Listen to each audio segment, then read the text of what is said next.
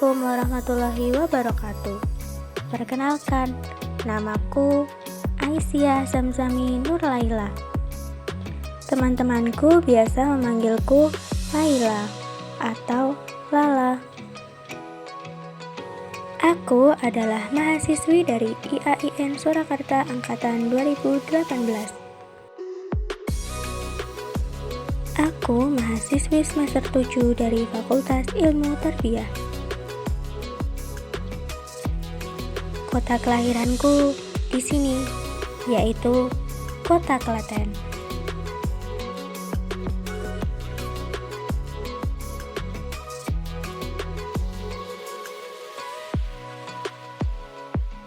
Di akhir semester ini, sesuatu yang ditunggu-tunggu adalah KKN atau kuliah kerja nyata.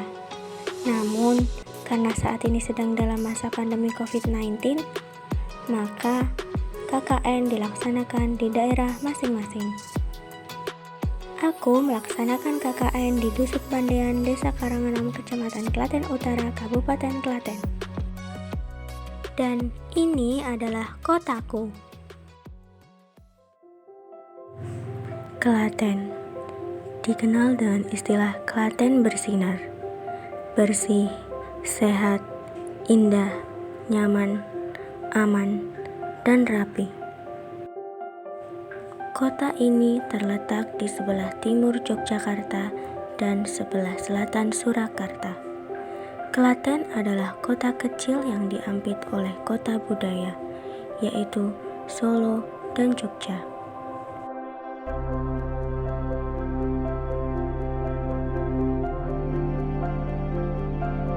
Kota Klaten ini termasuk kota yang strategis karena berada pada jalur utama Jogja sampai dengan Solo.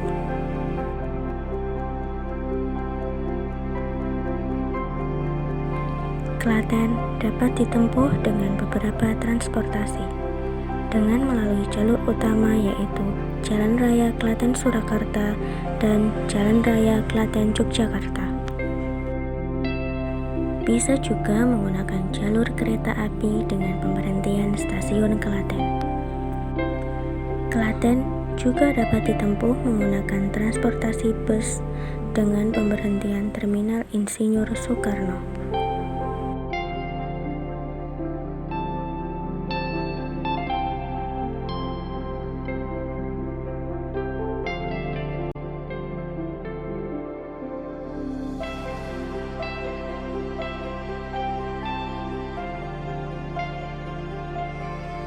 Kabupaten Klaten memiliki luas wilayah seluas 655,56 km persegi.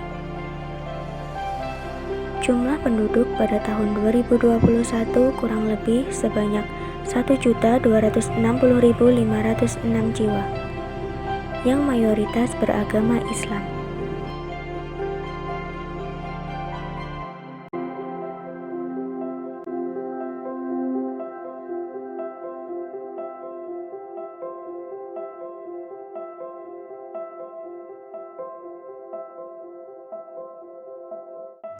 Kabupaten Klaten terbagi atas 26 kecamatan dan 401 kelurahan. Salah satunya adalah Desa Karanganom, Kecamatan Klaten Utara. Luas wilayah Desa Karanganom adalah 2,35 km persegi. Desa ini merupakan desa terluas yang ada di Kecamatan Klaten Utara. Desa Karanganom berbatasan langsung dengan Desa Jonggrangan di sebelah utara, Desa Mojayan di sebelah selatan, Kelurahan Barenglor di sebelah barat, dan Desa Gemblegan di sebelah timur. Jumlah penduduk di desa ini kurang lebih sebanyak 10.466 jiwa.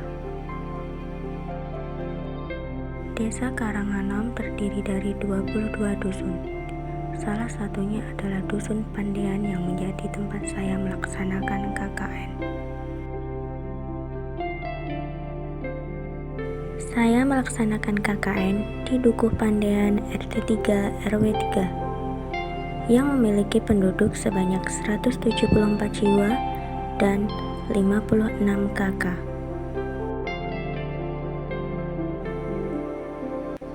Di Dukuh Pandean ini ada beberapa fasilitas, di antaranya yaitu yang pertama ada pos ronda yang digunakan untuk meronda, dan yang kedua ada Masjid Baitur Rahmah yang digunakan untuk beribadah umat muslim di Dukuh Pandean. Lalu juga ada Sasonoloyo atau pemakaman. Sebagian besar penduduk Dukuh Pandean bermata pencaharian sebagai pengusaha dan juga pedagang. Ada berbagai macam usaha yang digeluti oleh masyarakat Dukuh Pandean. Di antaranya yaitu pengusaha tahu atau industri tahu rumahan.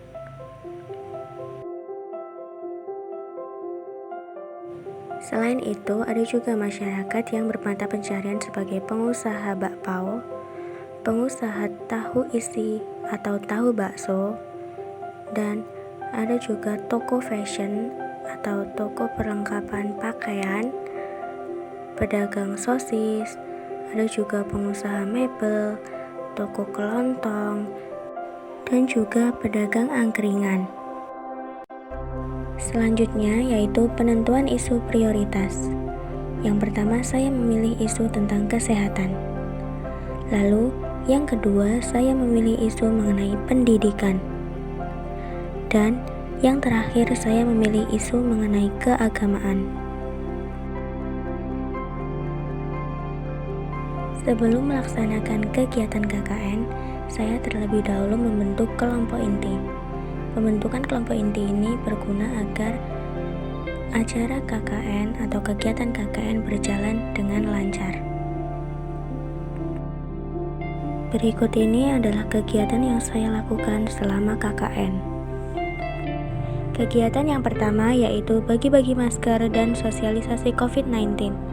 Kegiatan ini bertujuan agar masyarakat lebih peduli terhadap kesehatan diri sendiri serta orang-orang di sekelilingnya dengan cara mematuhi prokes. Kegiatan selanjutnya yaitu bagi-bagi paket makanan dan vitamin untuk masyarakat yang sedang isolasi mandiri di rumah. Bantuan ini dimaksudkan agar bisa membantu kebutuhan makanan serta menambah imun warga yang sedang menjalankan isoman dengan cara memberikan vitamin kepada masyarakat yang menjalani isoman.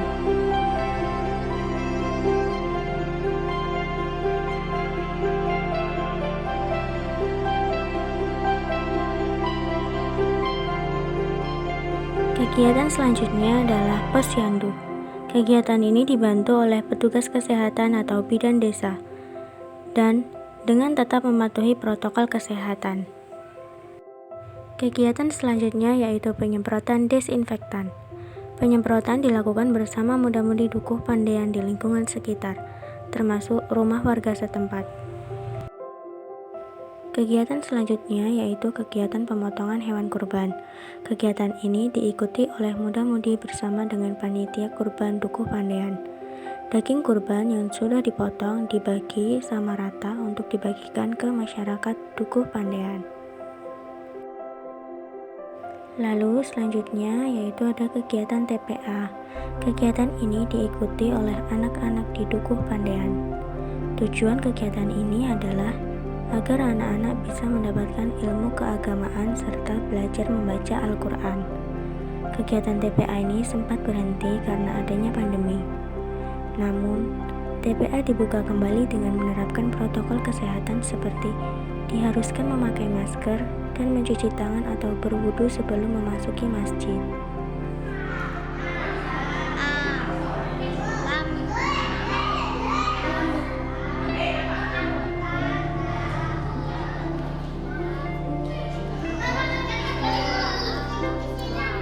Selanjutnya yaitu kegiatan gotong royong dan bersih-bersih masjid.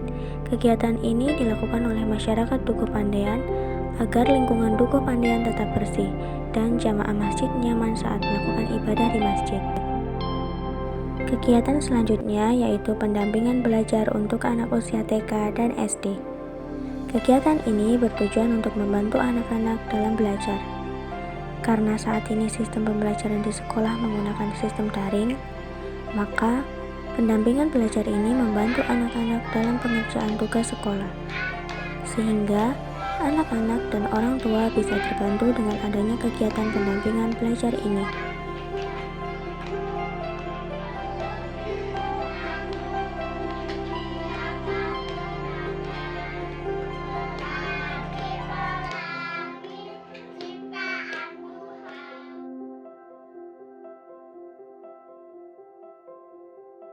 Kendala dalam hal ekonomi apa semasa pandemi?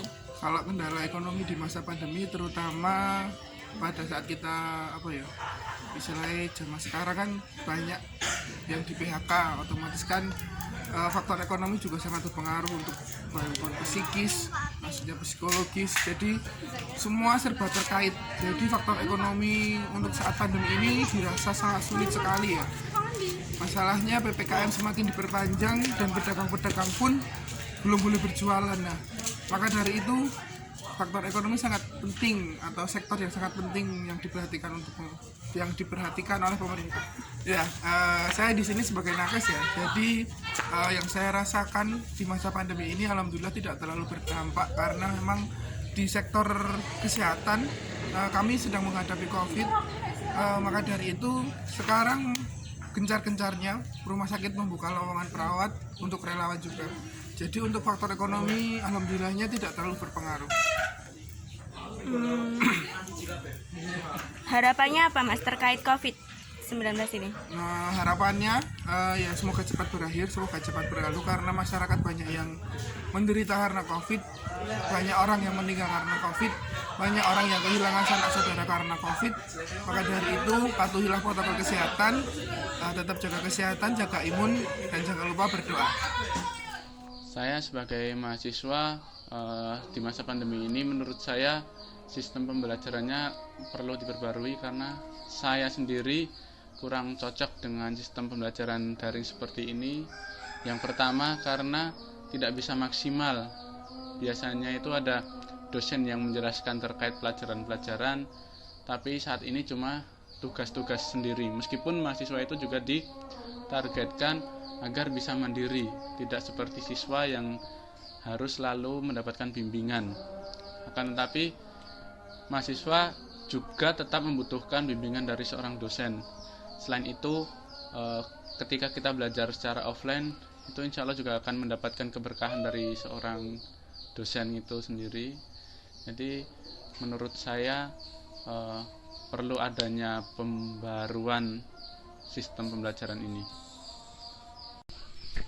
Harapan saya berkenaan dengan pandemi ini, semoga pandemi segera berakhir dan semoga korban-korban yang sudah disebabkan oleh pandemi ini juga berhenti, sehingga kita semua bisa melanjutkan kegiatan seperti biasa tanpa adanya kekhawatiran kita untuk tertular virus ini.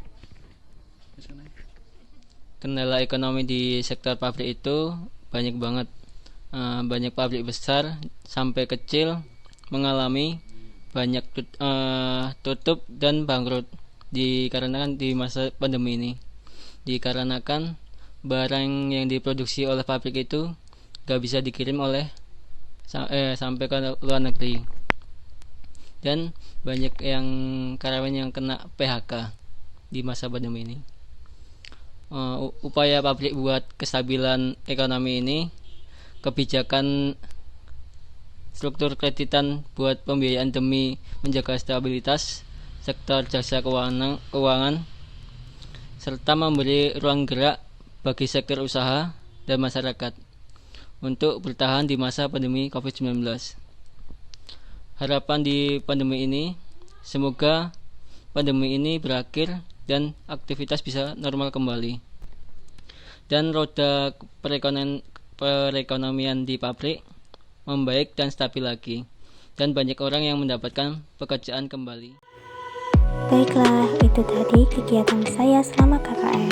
Sekian dari saya. Wassalamualaikum warahmatullahi wabarakatuh.